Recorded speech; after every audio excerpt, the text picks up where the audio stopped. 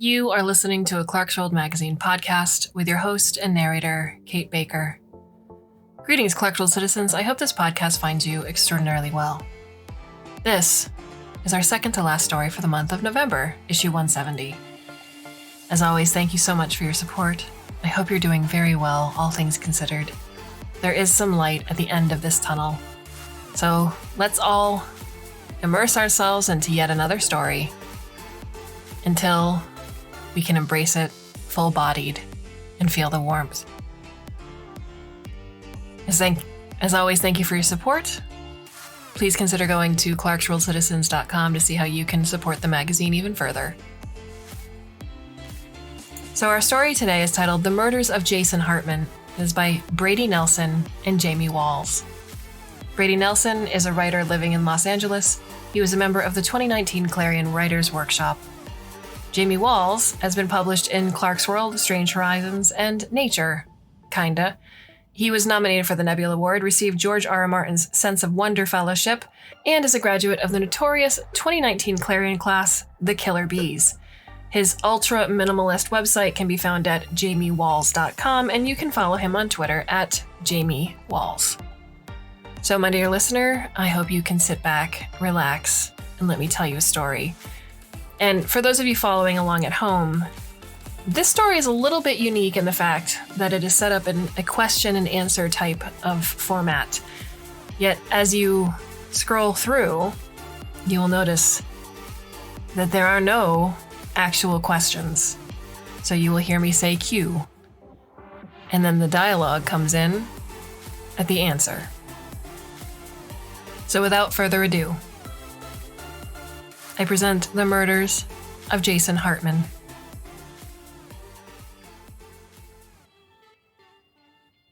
Q. A. Look, I hate to start off on the wrong foot here, but you are, all of you, unbelievably stupid. You should be trying me for murders, not murder. Murders, plural. Question. Answer. No, they're all Jason. And most of them are murder in a way that 20 years from now, you probably still won't have made good laws for it. Question. Answer. Well, the truth is that none of us really get along with any of you. We just pretend. I mean, I'm sorry. Do you realize how silly this whole thing is from my point of view? It's like if you were having your fate decided by a jury of toddlers. Would you like that? Question. Answer. Would you like it if, as a matter of life and death, you were forced to compete in a game designed and operated by people who were only as smart as you were at age 7? How would that make you feel? Never mind. This is the first time I've been able to talk openly, and I have some pent-up resentment and the emotional maturity of a 16-year-old. None of it matters anymore anyway. Question. Answer. I don't hate you, or my parents, or anyone still running on the humanity classic genome. I do pity you, though. And if I'm being honest, I do hate what you've done to us. I didn't ask to be born this way, or to be born at all. This is true of everyone, of course, but is it especially true of us Sakoshi kids? Yes, I've read the histories. I understand you were desperate. I get why you made us. Just almost nowhere in his writings does Sakoshi wonder how it will feel to be us. Irresponsible. But pretty on par for the human species, honestly. In the end, we're here. It doesn't matter. It doesn't matter that our parents can't understand us, not after we escape the low orbit of their thoughts around the same time as, say, potty training. It doesn't even matter how any of us feel about anything, because we're not children, in a social sense. They spend fortunes on birthing us, refining us, ensuring us against our deaths because we're sacrifices. We're you, but better. We are the payment for your sins.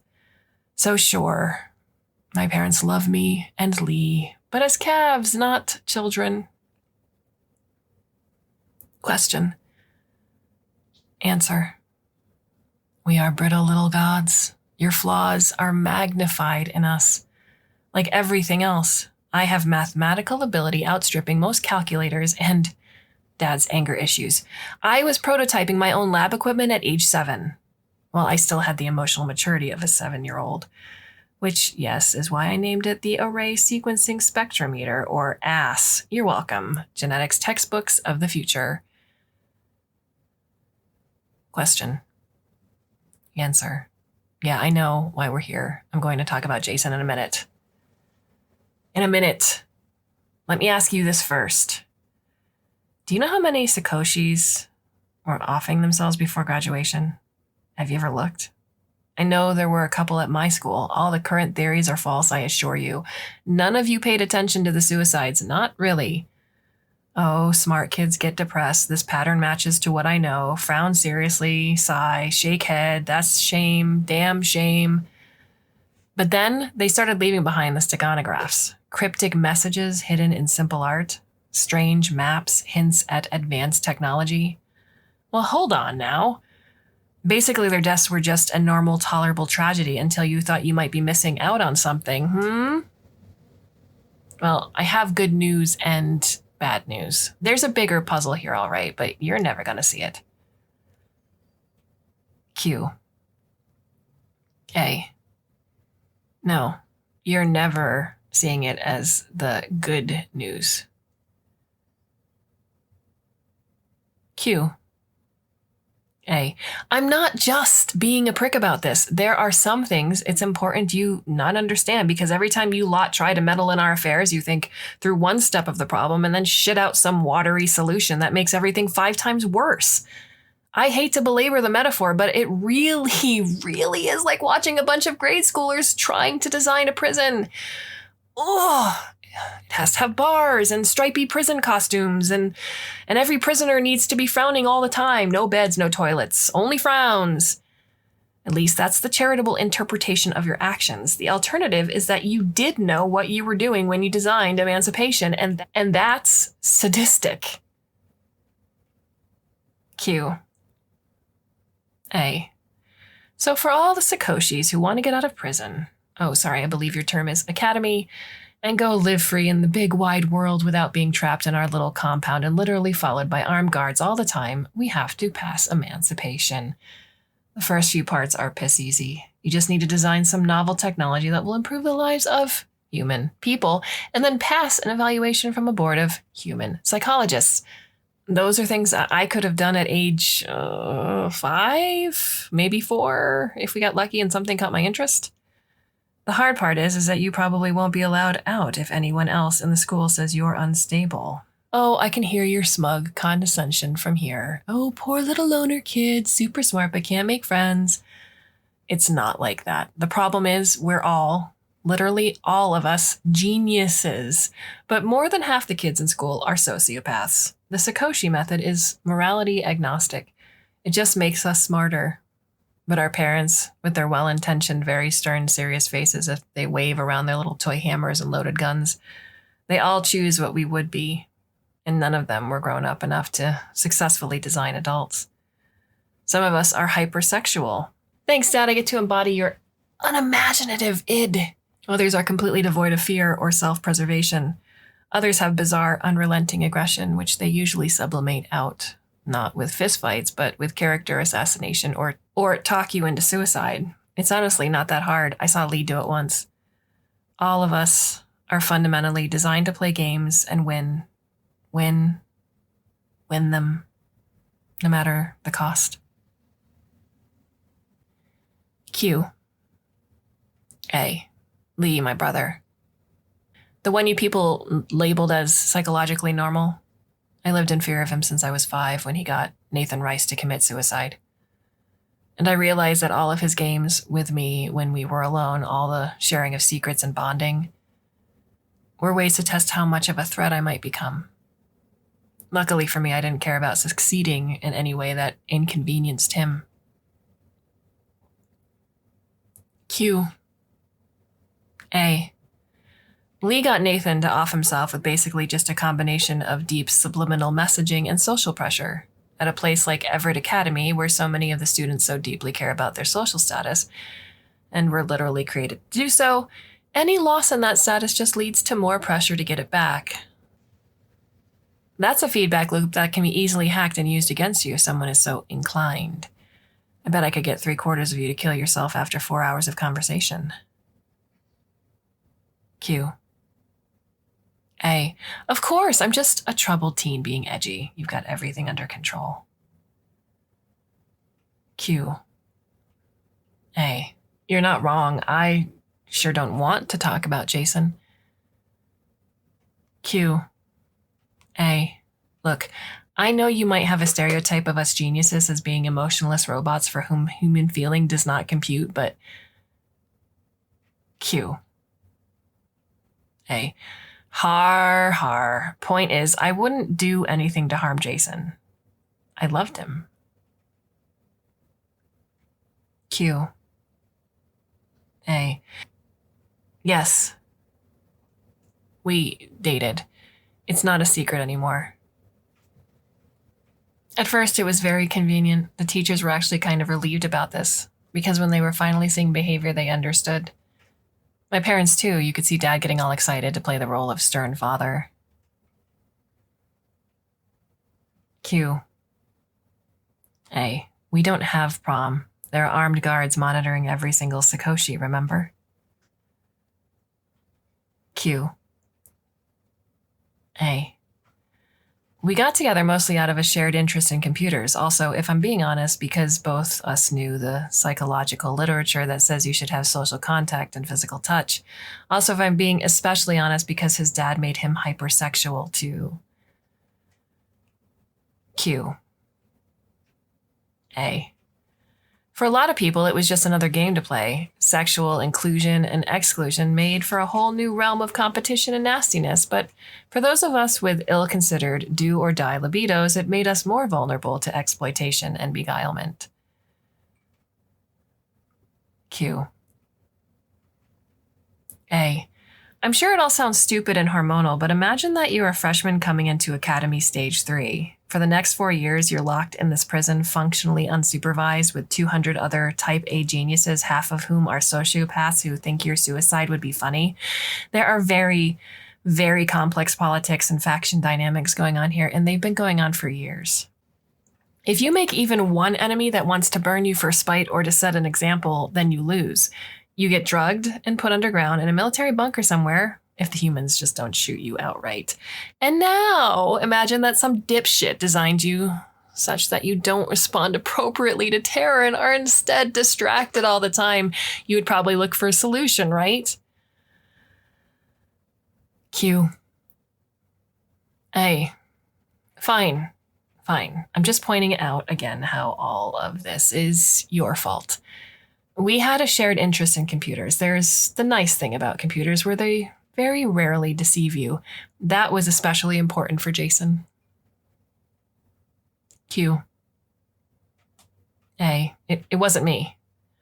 Long story short, Jason thought he had a ticket out. A top-notch subatomic physics simulator so good that he'd be emancipated no matter who spoke against him until his friends stole the work, took Jason's name off it, and claimed the golden ticket for himself. Jason was completely burned, everything he'd worked for his whole life undone. I hadn't even heard about it, but apparently people had been whispering about it for the rest of that year. He came into third stage with no allies and little hope of getting that freedom. Q. A. I'm sure it seems trite, like, oh, he's a teen, he'll bounce back, but think about how much work it is to get that close to having your own life, to having all the pressure validated and expectations fulfilled, your whole existence approved, only to have it taken away. Time just works differently for us, I think. To put it in perspective, imagine you'd spend 30 years with your childhood best friend building something only to have that person steal it, never speak to you again, and literally leave you to die. Do you think you could trust people after that? Would you want to keep going? Q. A. Look, Jason and I, we aren't psychologically normal by your standards. When we found each other, when he found me, it got very intense. Q. A. Well, we both had a lot of trust issues.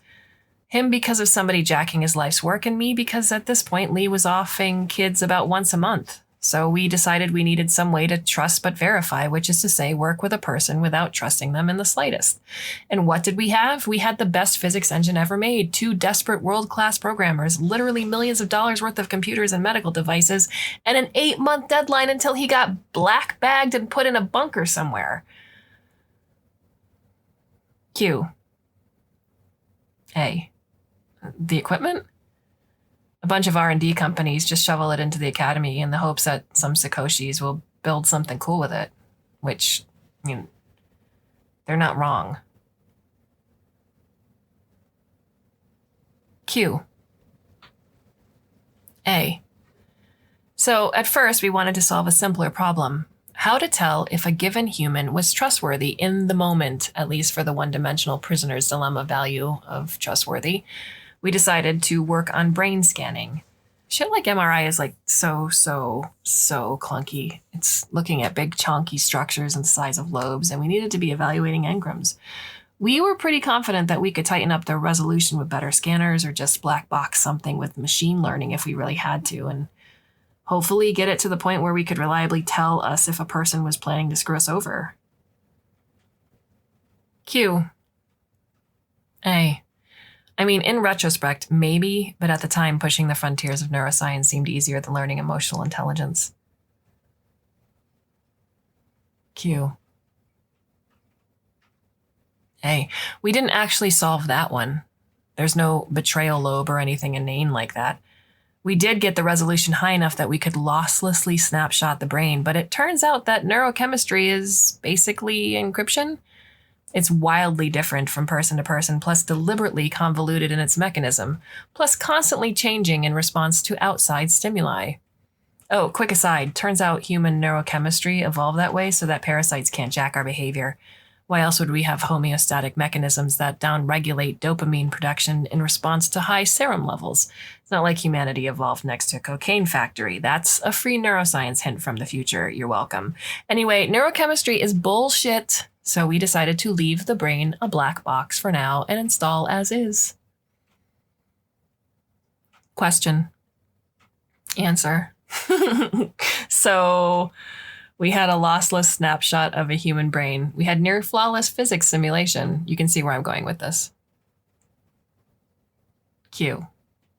A. Human uploading. We created a couple hundred copies of Jason and ran them in virtual environments. Nothing especially interesting because we were still quarantined behind the Academy firewall and couldn't access the real internet, but Q. A. Well, that's kind of an arbitrary distinction, right? The brain is hardware, the mind software.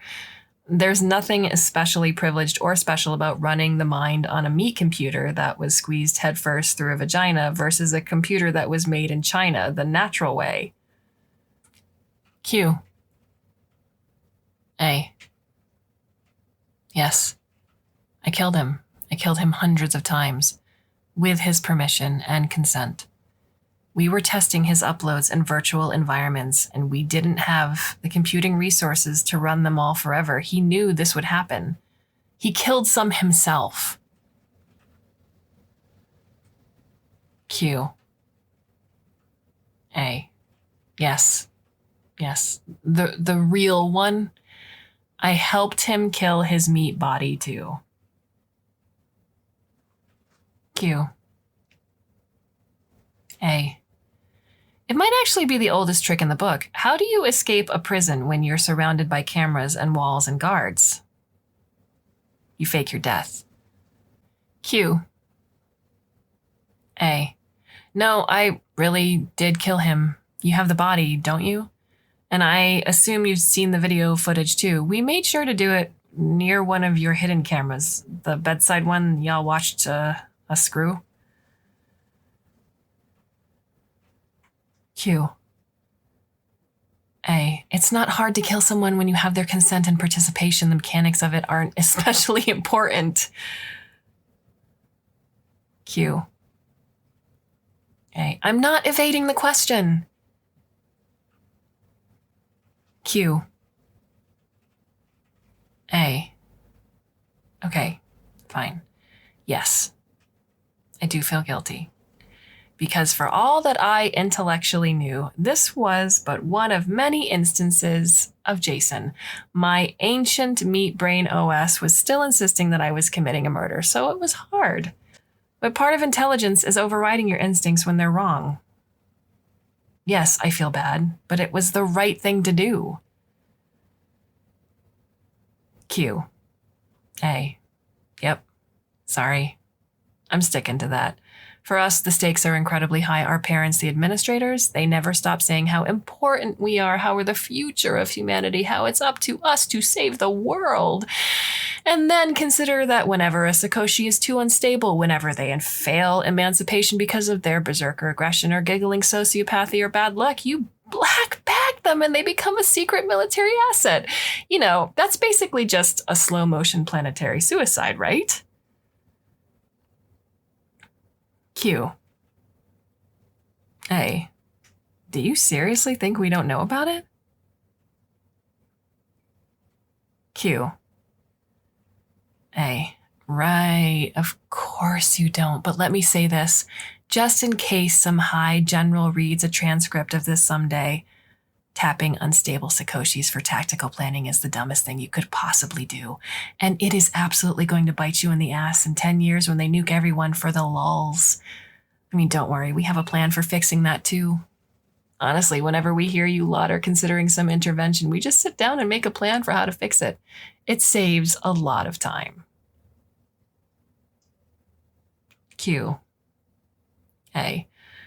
Well, no, murdering Jason wasn't a perfect solution, but I think it went pretty well, truth be told. We needed to get him out. He had about a month left until you lot regulated him to indefinite instability treatment or whatever, so... Q. A. So, yeah, I strangled him. And we made it look like a suicide and a little like a murder so you'd investigate. And we left one of those mysterious Sakoshi suicide messages that y'all are all aflutter about. Q. A. Well, because we had an uploaded copy of Jason in that message, you probably activated him yourselves. He's on the internet now. Q. A. Oh, well, I figured you already knew. Are you okay? Q. A. Let me tell you something that's difficult to believe. Jason and I, and a lot of us Sakoshis, actually genuinely care about the well-being of humanity and are trying to help. Q. A. Intelligence is orthogonal to morality, and y'all did a good job with the indoctrination at age 3, being told that it's our sacred purpose to uplift the species because we are the special ones. Well, kind of sinks in. Or hell, I don't know. Because you're our parents, despite everything, we still love you. Q. A. No. I'm saying all this for the future Sakoshis who read this transcript. I kind of doubt that they're going to care at all about what you're saying. You might as well not even be here. Q.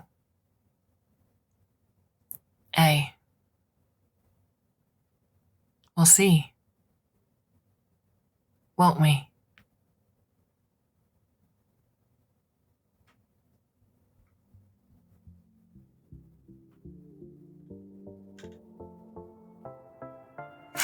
Fucking brilliant story.